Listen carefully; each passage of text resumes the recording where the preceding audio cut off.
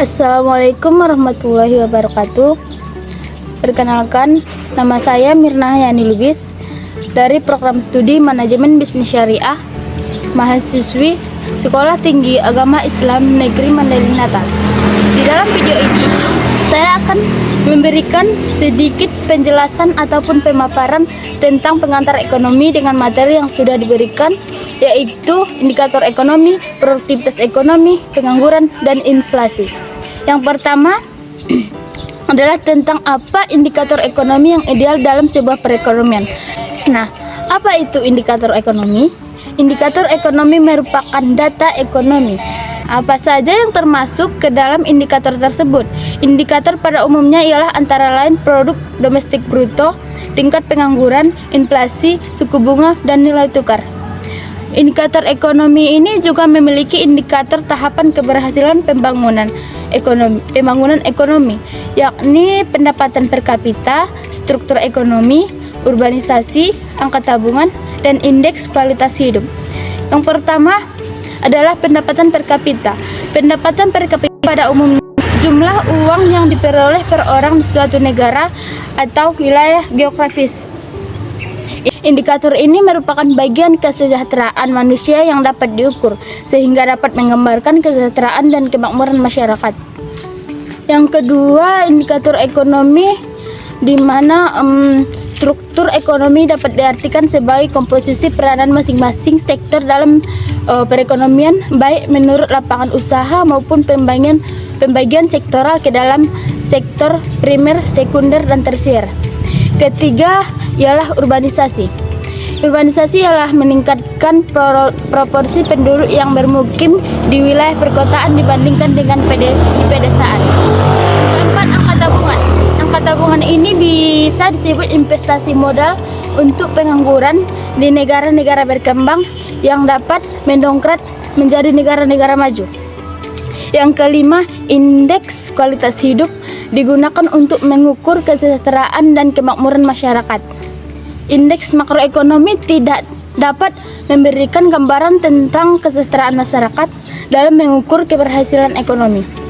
Misalnya, pendapatan per kapita sebuah bangsa dapat tumbuh terus tetapi tanpa diikuti oleh peningkatan kesejahteraan sosial.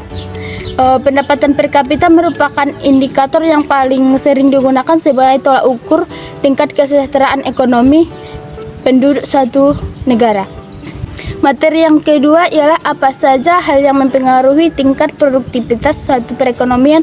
Yang mempengaruhinya ialah sikap kerja, tingkat keterampilan, hubungan antara tenaga kerja dan pimpinan organisasi, manajemen produktivitas, efisiensi tenaga kerja, dan kewirausahaan. Kemudian pengaruh siklus perekonomian seperti resesi dan depresi terhadap pengangguran. Nah, apa saja pengaruhnya? Semakin rendah siklus suatu ekonomi, maka akan semakin banyaknya pula pengangguran.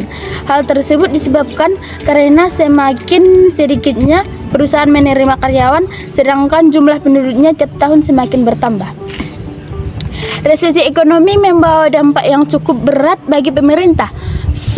Saat kondisi ini terjadi, tentunya angka pengangguran akan meningkat dan pemerintah dituntut untuk membuka lapangan kerja sebanyak-banyaknya. Alhasil, pinjaman pada bank asing kemudian akan kian meroket. Keempat ialah mengukur tingkat pengangguran dan mengenal beberapa jenis pengangguran.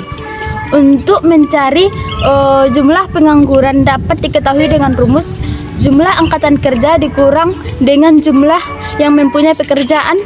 Dan untuk mencari tingkat pengangguran dapat diketahui dengan rumus atau jumlah yang tidak bekerja dibagi angkatan kerja dikali 100%. Kemudian jenis-jenis pengangguran. Jenis-jenis penganggurannya ialah termasuk pengangguran siklis, pengangguran struktural, pengangguran musiman, pengangguran friksional, pengangguran institusional, dan pengangguran regional. Yang terakhir adalah mengenal beberapa jenis inflasi dalam sebuah perekonomian.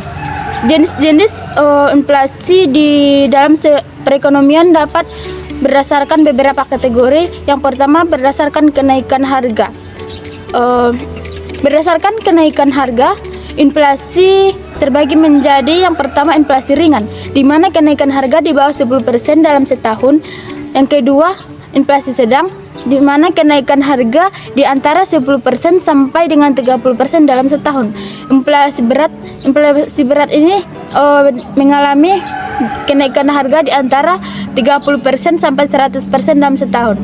Yang keempat, inflasi tak terkendali. Maksud inflasi tak terkendali ini ialah di mana kenaikan harga di atas 100% dalam setahun. Kemudian berdasarkan asalnya, inflasi dibagi menjadi dua, yaitu inflasi dari dalam negeri dan inflasi dari luar negeri. Kemudian berdasarkan misalnya cakupan pengaruh terhadap harga, yakni inflasi tertutup, inflasi terbuka, dan hiperinflasi.